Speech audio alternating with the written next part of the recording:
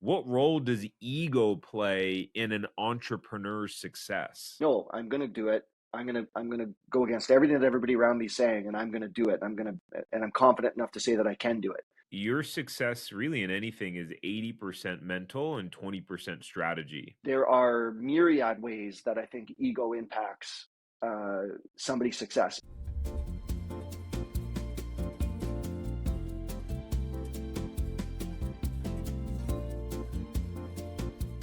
I'm always trying to improve myself. And even me, I struggle with following through on things.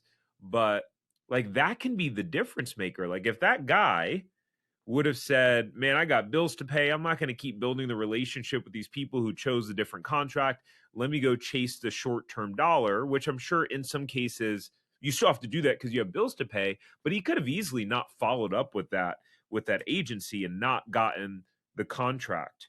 Or the person that you said had to make a bold move of adding onto their fleet.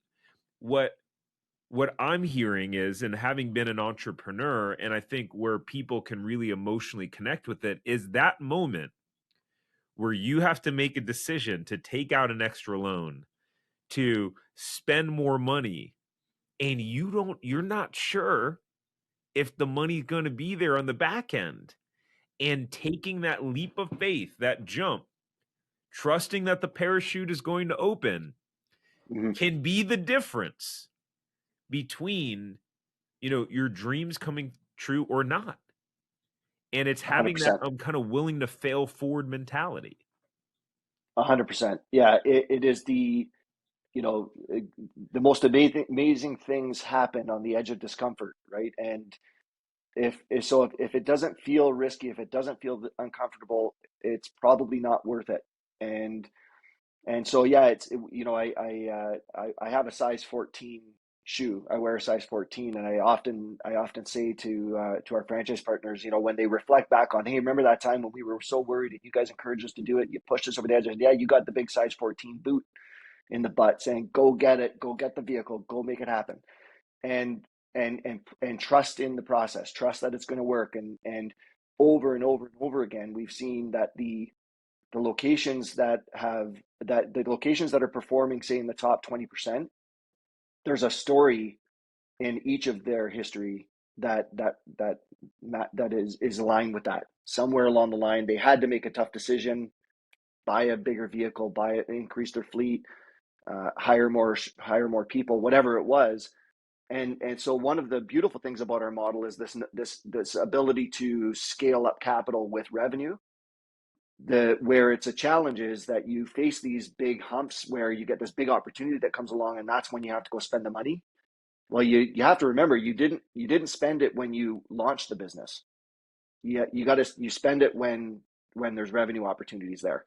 And so for us, it's about being able to help them get over these humps. And usually once they've done it once or twice, then it's like, yeah, order me, 3 new buses for next year. Yeah, I'm gonna add. I just added, like, our one location I talked about, they're kind of the third in the ranking. They're requesting approval for new vehicles all the time. They're just like, yeah, we need new. Yeah, we're gonna replace this one. We're gonna upgrade the wrap on that one. And they're just constantly doing it now. But that was actually a massive, massive source of stress for them years ago when we were going through this initial growth spurt with them. Now it's nothing for them. They're up to 5 locations. They want to grow to 8 locations, very soon. They're not even thinking twice about it. Mm.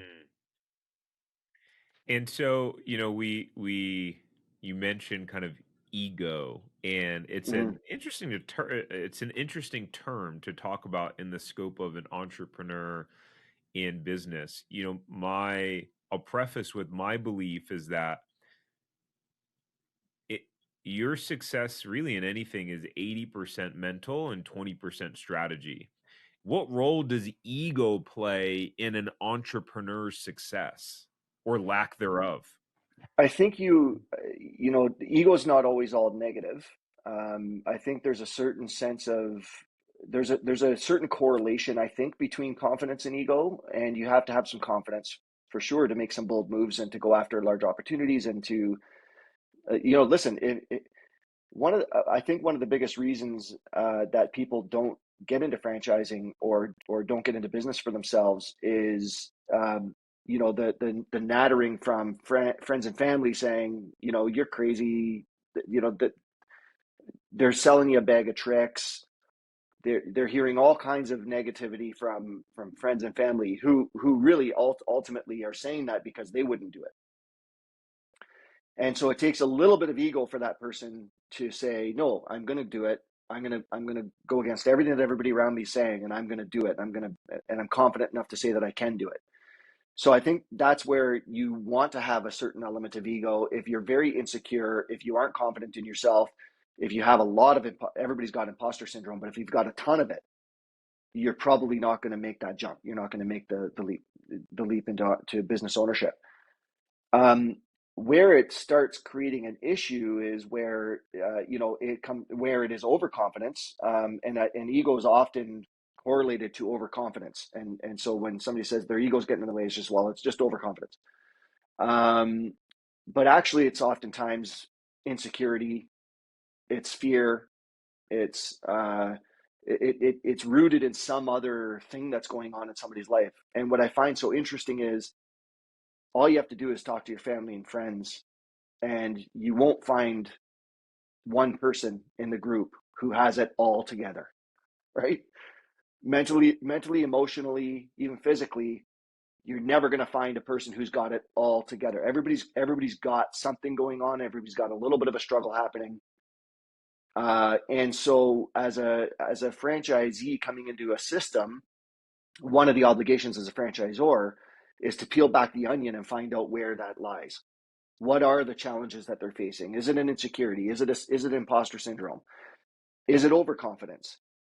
Is it somebody who has had experience? You and I were talking before the start of the recording here. Is it somebody who had entrepreneurial experience themselves before, who are now going into a system like a franchise system? And how does ego play a role in that? Because that can create challenges of, I already know how to do all this stuff and I don't need to follow your recipe.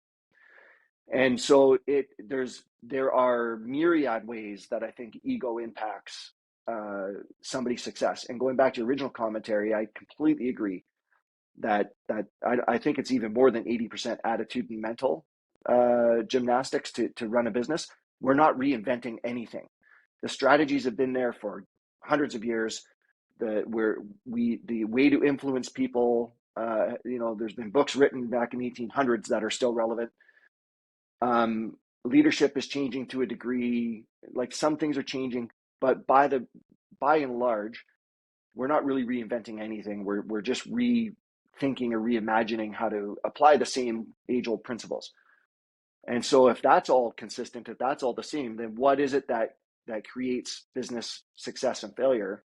And I think it is largely relevant when you say that it's due to how people think and how they whether ego is getting in the way and other things like that. If you enjoyed this short clip from the podcast, you can check out another short clip right here. Or if you want to watch the full episode of this podcast, you can watch that here. And remember, knowledge is not power. It's applied knowledge that's power. Take care. Have a great rest of your day.